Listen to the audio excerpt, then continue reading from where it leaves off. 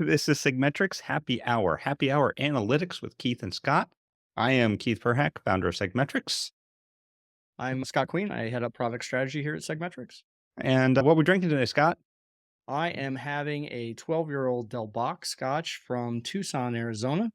Neat, because that's the only way you drink Scotch. We're going to have talks about that. I have a 12-year Highland whiskey, and I have little skull ice cubes because it's Friday the 13th and it's almost Halloween.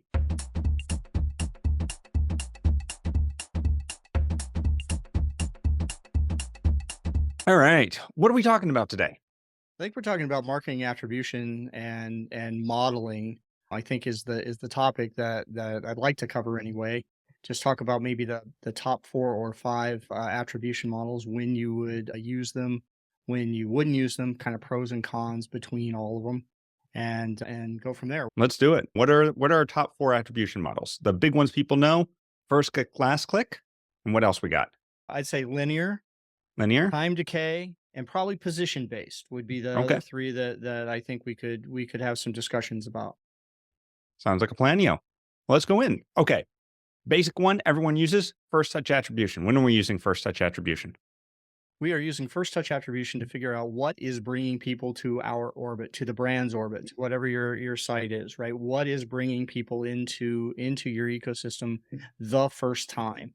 And this is assuming that we're looking at a pure, like, only one touch per contact. There are all kinds of concepts we could talk about where we're talking about first touch within a time frame or things like that. But generally Right. speaking, first touch is talking about what was the first thing that I interacted with your brand on that brought me into your orbit. And I think you touched on something really important there, which is what type of first touch is it? Because there's multiple types of first touch. There's a first touch that is the absolute first touch that anyone did. And then there's filtered first touches, which are things like, okay, I understand that the first time they ever came to my site was through search, but I'm really trying to optimize my ads. So I don't really care about search. So I want to know what was the first ad that they ever clicked that brought them to my site. Absolutely. And when we're talking about attribution modeling too, we also have to start thinking about what we're going to do with that information. Most of the time, attribution modeling is trying to figure out, where should I attribute value to any particular interaction? And that could be a purchase conversion event or some other kind of conversion event. But typically speaking, you're talking about first touch to whatever that purchase conversion event is, whenever they gave you money. Exactly. Exactly. And I think the first touch, gives up that attribution modeling gives 100% credit to that first touch. So it is regardless of the outcome. So it says, I spent $100 and I got 100 people. All of those people get $1 worth of credit, right? Right. So that's one way to think about it. This is a great way to think about your data when you're talking about lead generation, when you're talking about new offers, when you're talking about just in general acquisition strategies to pull people in. And then, but there are downsides, right? One of the biggest downsides is that you're really limiting your ability to optimize for revenue and Yeah. downstream conversions of that. You cease to pay attention to things after that first touch, which may or may not be detrimental to the way that you like to think about things. Yeah. I think as a good rule of thumb, like if you're just starting out with attribution models, if you're just looking for, hey, I need to know where people are coming from and where my money's coming from, I think you can't go wrong with first touch as a baseline. Yeah, I think this was in the early era of the internet. This was the best way to track people, right? We Yeah. wanted to know what channel, what ad, what thing. Things are getting far and far more complicated and more sophisticated. Maybe is a better way to say it than complicated in today's terms. So first touch is becoming less and less the way that people are using data to think about Right. their Because ecosystem. they say that even in something like ecom, average number of touches before a conversion is 7 touches. Correct. Yeah. Right. So does that first one really count? Does that Yeah, I really think it. matter? Well, I think it still does, yeah. sort of, but I think that's the point. All right. So after first touch, what would we say is probably the second most important attribution model? Certainly, last touch, right? So that's where 100% of your credit goes to the very last thing that happened before someone opened their wallet to you. So that could be an ad click, that could be a landing page, it could be an Mhm. email, it could be anything that is the very last thing that a person did before they actually gave you money. And like first touch, it is useful in knowing, okay, what are the things that are causing people to take that action? But it doesn't take into account everything that happened before that. That could be adding to, adding to that, all those non-converting actions that took place. So you mentioned a second ago that there are 7 touches basically, before someone even opts in for something or shows or Hmm. does something to give up kind of that first bit of currency, which is truly identifying themselves, either a purchase or an email address or whatever. Last touch really ignores all of those non-converting actions. And I think that assumes that you're saying that those actions hold little to no value, and it ignores all the influences on that path Right. to conversion. And it sounds, I think a lot of people will listen to that. It's like, but those are important, right? Those are important to my conversion. And we both agree. But I think something that people, and this is why people want those multi-touch attribution models, that linear, that Time U-shaped, decay. W-shaped, as time Yep. decay, et cetera, because they want everything. But when you're looking at these attribution models, the most important thing to do is answer the question. Use the attribution model for the question you're trying to answer. So when you're trying to answer, where are people coming from? It's first touch. When you're saying, what caused them to convert? Then it's last touch.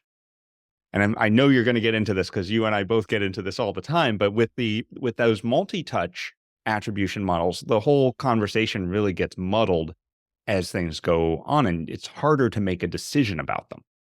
That's exactly right. But it isn't to diminish that those middle touches count for something, Correct. right? So if you want to know, the problem that people have when they think about multi-touch attribution is they want to know, okay, show me some kind of magic path. Like there's Hmm. this unicorn path through the data that 99% of the people are taking, so that they almost always come in from a Facebook ad, and then they do this and they do this and they do this, and then they convert on an email, right? And they think, Hmm. okay, there's going to be some major pattern there.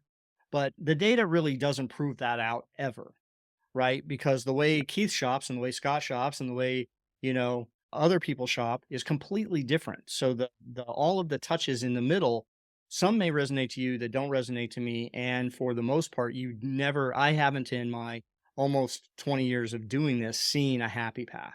It's I think interesting it's a because unicorn. I even think that looking at first and last together, so in a multi-touch model where you'd be looking at a U-shaped model, I don't even see commonalities between that. And Correct. even if you did know the commonality, how would that help you? So let's say that everyone finds out so your happy path is influencer for the first touch and then paid for the conversion. What did that change Right. between, right? Because I mean, you really didn't change anything there. You're going to be doing paid retargeting, and you can see that paid retargeting is doing better and converting people. So does it really matter where people are coming from in that connection? Because you can see that first touch, you can see that last touch, and that middle, it does. You're exactly right. It becomes so muddled, it's hard to make a decision off of it. And not to But say it's not important, right. but it's The really hard to counter make to that decision. that, right? The counter to that is really that you've got to determine where you're going to spend your marketing dollars, right? Hmm. So in the middle, there are a lot of things that do contribute, right? So you do kind of want to know what those middle touches are, because let's say that I've got a heavy ad strategy up front and a heavy ad strategy as a last touch, so I've got prospecting ads and retargeting conversion ads out there. The first touch and last touch catch those nicely, but all the way in between, you're building trust with things like email and Right. outreach and things like And that. You want to tags make and stuff like sure that. it tags everything, right? You want to make sure that your marketing spend, that those middle touches are getting credit. And that's really where like a linear attribution model makes sense. So if, for example, you've got 10 touches, each of those touches receive 10% of the credit. If you have 5, then each of those touches get 20% of the credit, right? And then you can think from a budget perspective, okay, I've got X amount of dollars to spend.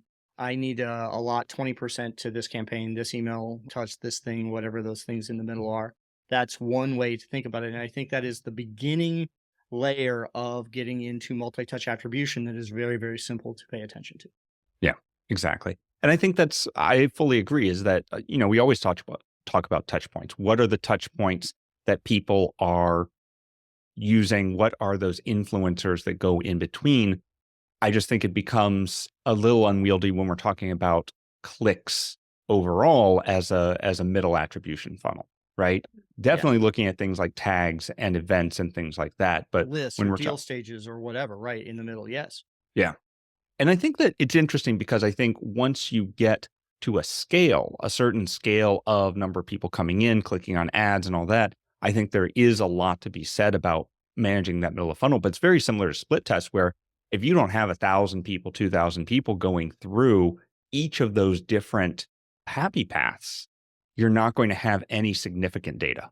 No, I think you're right. And I think the biggest downside to multi-touch attribution in general and linear attribution especially is that you lose the ability to optimize for specific outcomes. You've got to spread and in a real blended fashion. And you're precisely right. Unless I got a lot of people hitting, my 4 or 5 or 10, whatever touch points in the middle, I'm never going to know which levers to pull that would actually move people down the funnel closer to that purchase conversion event. And that then leads to, okay, which touches are more important, right? So now I'll talk a little bit about time decay attribution, right? So time decay says that the first time I interact with your brand is less important than the thing that makes me open my wallet.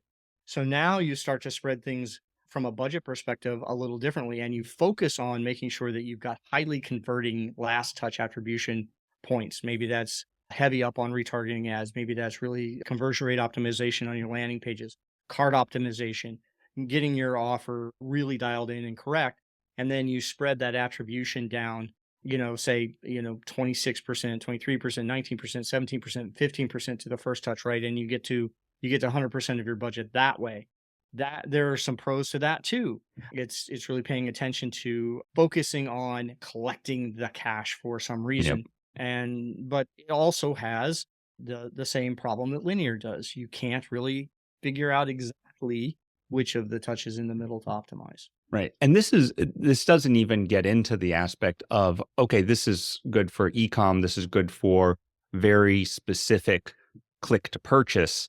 But when we're looking at something like creators or SaaS, where we have long nurture sequences that are 3 weeks, 6 weeks, God, 3 months, 6 months long, this all kind of goes out the window Oh, because absolutely. now you're looking at things like what are the attribution models within your nurture sequences, within emails and tags, way beyond the attribution models of clicks. And that's where it both gets fun, but then it starts to compound on that complication. And I mean, honestly, when I start to think of like, okay, let's go back to simplicity and first and last attribution models. The problem though with first and last touch attribution models, and where you do start to get it with a little bit of linear and time decay, even though it is less when we get to kind of position shaped attribution in a second, we can talk about it. But it really starts to ignore really potentially highly influential touch Correct. points, like say a Yes. trade show visit or a live sales call or something in there. Those things typically, right, when we look at the data, if you can get a person on a call, they typically convert at a much higher rate than not. Or if you have time with them face to face at a trade show, for example, you typically can get them to convert and they stay longer, and there's a deeper relationship that's built. And both time decay and linear really don't allow for that middle touch getting the kind of weight that it should. Yeah. And this is what we talk about a lot when we're talking about outliers and stuff and like mapping out, okay, what are all the not necessarily click events, but the events in your funnel that people perform and which ones have the highest attribution to conversion and to revenue. That's exactly right.